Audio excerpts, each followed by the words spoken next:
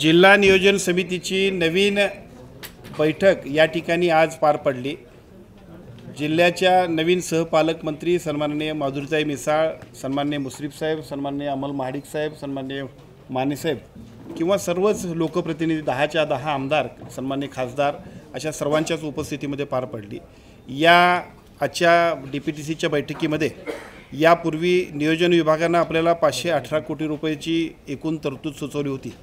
7 तारखेला होणाऱ्या विभागीय बैठकीच्या अनुषंगानं विभागीय DPTCच्या अनुषंगानं अर्थमंत्री आपल्या सगळ्या विभागाचा रिव्ह्यू घेतात आणि त्यासाठीची पूर्वतयारी करत असताना पहिल्या टप्प्यात त्यांनी सुचवलेला 518 कोटी रुपयाचा जो काही निधी आपल्याला त्यांनी कळवला आहे, परंतु आम्ही आजच्या बैठकीच्या अनुषंगानं परत त्याच्यामध्ये अतिरिक्त 421 कोटीची मागणी करून 940 कोटीचा 2025-26साठीचा DPTCचा जिल्ह्याचा प्लॅन आपण विभागीय कमिटीकडे 7 तारखेला सादर करतोय।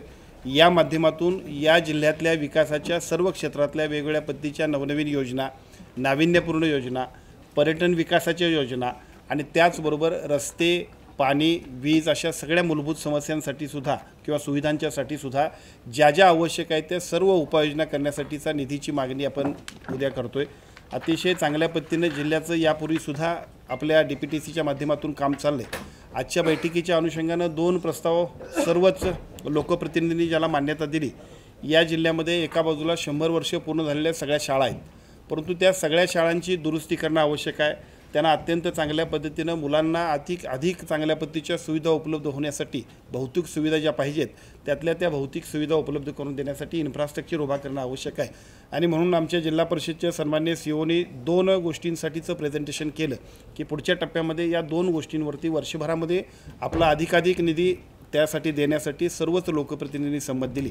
त्यातला पहिला मुद्दा आहे तो सगळ्या शाळा अद्ययावत करणं आणि लोकसहभागातून त्याचबरोबर वेगवेगळ्या सगळ्या सेक्टरमधून त्या सगळ्यांसाठी फंड्स उपलब्ध करणं आणि अतिशय चांगल्या पद्धतीनं या शाळांची अगदी खाजगी शाळांच्या बरोबरीनं जाण्यासाठी सुद्धा आपल्या सर्व अतिशय चांगल्या पद्धतीने ह्या शाळा सज्ज होतील यासाठी अधिकाधिक निधी उद्याच्या DPTCमध्ये तरतूद करण्याबद्दलचा निर्णय झाला। आणि त्याचबरोबर सर्व PSC ह्या स्मार्ट PSC व्हायला पाहिजेत, सगळ्यात दी बेस्ट PSC व्हायला पाहिजेत। यासाठी सुद्धा जिल्हा परिषदच्या आरोग्य विभागाच्या यंत्रणेच्या माध्यमातून सन्माननीय CEOनी या ठिकाणी जे प्रेझेंटेशन दिलं त्याला सुद्धा अति चांगल्या पद्धतीनं DPTCनं मान्यता दिली आणि पुढच्या टप्प्यामध्ये या 2 विषयांवरती अतिशय चांगल्या पद्धतीचा आरोग्य आणि शिक्षण या विषयावरती जिल्ह्याच्या DPTCचा अधिकाधिक निधी देण्याचा निर्णय आजच्या बैठकीमध्ये घेण्यात आला। या बैठकीच्या माध्यमातून या 2 विषयांबरोबरच कोल्हापूर जिल्ह्याच्या विकासासाठी आवश्यक असणारा पर्यटनाच्या बाबतीतले जे काही प्रश्न आहेत त्या पर्यटनाचे विषय, महालक्ष्मी मंदिरापासून ते ज्योतिबाचा आराखडा असेल आणि त्याचबरोबर वेगवेगळ्या पद्धतीच्या अगदी कन्व्हेन्शन सेंटरपासूनच्या सर्व ज्या शासन स्तरावरती प्रलंबित विषय आहेत किंवा ज्यांच्यासाठी निधीची आवश्यकता आहे त्या सगळ्यासाठी सुद्धा सन्माननीय मुख्यमंत्री महोदयांकडे आणि दोन्ही उपमुख्यमंत्री महोदयांच्याकडे मागणी करण्यासाठी एक बैठक आयोजित करणं आणि या सर्वांना जास्तीत जास्त निधी उपलब्ध करून देण्यासाठीची एक निर्णय घेण्यात आला की ज्याच्या माध्यमातून पुढच्या टप्प्यामध्ये कोल्हापूर जिल्ह्याची विकासाचं जे काही एकूण कामकाज आहे ते अधिक गतिमान करण्यासाठी सुद्धा एका बाजूला उपलब्ध निधीमध्ये अधिकाधिक निधीची मागणी करणं आणि त्याचबरोबर जे पूर्वीपासूनचे कामं सुरू आहेत त्या सगळ्या कामांना अधिक गतिमान करण्यासाठी सुद्धा आर्थिक निधीची तरतूद करण्यासाठी सुद्धा राज्य स्तरावरती प्रयत्न करणं, केंद्र शासनाच्या स्तरावरती सुद्धा प्रयत्न करणं, या दोन्ही गोष्टींसाठी अत्यंत चांगल्या पद्धतीचे निर्णय झाले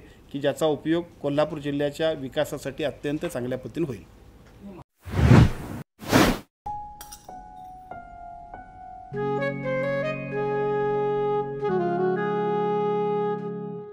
बाबा, आज येताना बासुंदी घेऊन या ना। अगं, कालच आपण आईचा वाढदिवस होता म्हणून आणली होती ना। ऐकलं, गोकुळची बासुंदी पुन्हा खावीशी वाटतेय। खरं सांगू, मलाही खावीशी वाटतेय। पुन्हा पुन्हा खावीशी वाटणारी गोकुळ बासुंदी।